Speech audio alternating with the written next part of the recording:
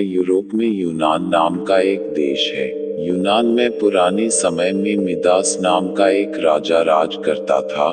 राजा Midas बड़ा ही लालची था। उसकी पुत्री को छोड़कर उसे दूसरी कोई वस्तु संसार में प्यारी थी तो बस सोना ही प्यारा था। वह रात में सोते सोते भी सोना इकट्ठा करने का स्वप्न देखा करता था। एक दिन राजा मिदास अपने खजाने में बैठा सोने की ईंटें और अशरफियां गिन रहा था। अचानक वहां एक देवदूत आया। उसने राजा से कहा, मिदास, तुम बहुत धनी हो। मिदास ने मुंह लटकाकर उत्तर दिया, मैं धनी कहाँ हूँ, मेरे पास तो यह बहुत थोड़ा सोना है। देवदूत बोला, तुम्हें इतने सोने से भी संतोष नहीं है, कितना सोना चाहिए तुम्हें? राजा ने कहा, मैं तो चाहता हूँ कि मैं जिस वस्तु को हाथ से स्पर्श करूँ वही सोने की हो जाए। देवदूत हंसा और बोला, अच्छी बात है।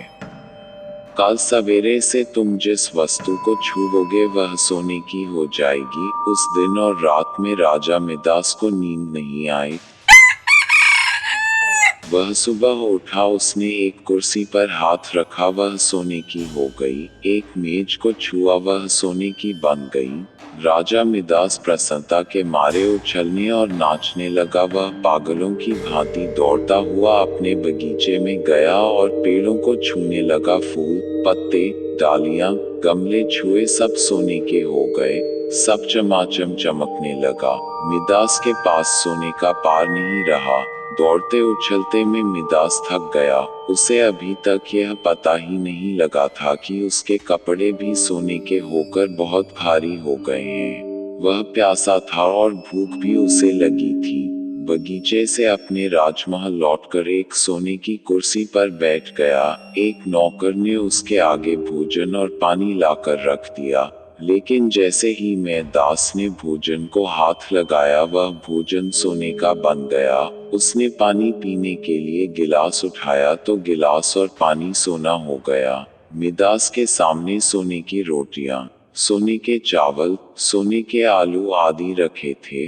वह भूखा था, प्यासा था, सोना चबाकर उसकी भूख नहीं मिट सकती थी।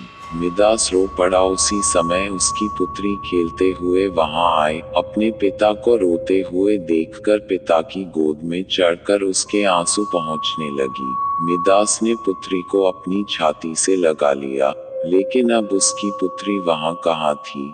गोद में तो उसकी पुत्री की सोने की इतनी वजनी मूर्ति थी कि उसे वह गोद में उठाए भी नहीं रख सकता था। बेचारा मिदास सिर पीट पीट कर रोने लगा। देवता को दया आ गई, वो फिर प्रकट हुआ। उसे देखते ही मिदास उसके पैरों पर गिर पड़ा और गिड़गिड़ा कर प्रार्थना करने लगा, अपना वरदान वापस लौटा लीजिए। देवता ने पूछा, मिदास, अब तुम्हें सोना नहीं चाहिए, अब बताओ एक गिलास पानी मूल्यवान है या सोना?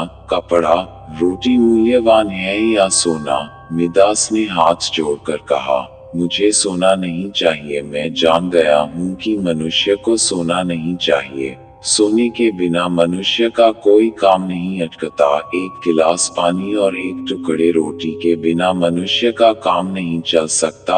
अब सोने का लोभ नहीं करूँगा। देवदूत ने एक कटोरे में जल दिया और कहा, इसे सब पर छिड़क दो। मिदास ने वह जल अपनी मेज पर, कुर्सी पर, भोजन पर, पानी पर और बगीचे के पेड़ों पर छिड़क दिया। सब पदार्थ पहले जैसे थे वैसे ही हो गए। कहानी की शिक्षा।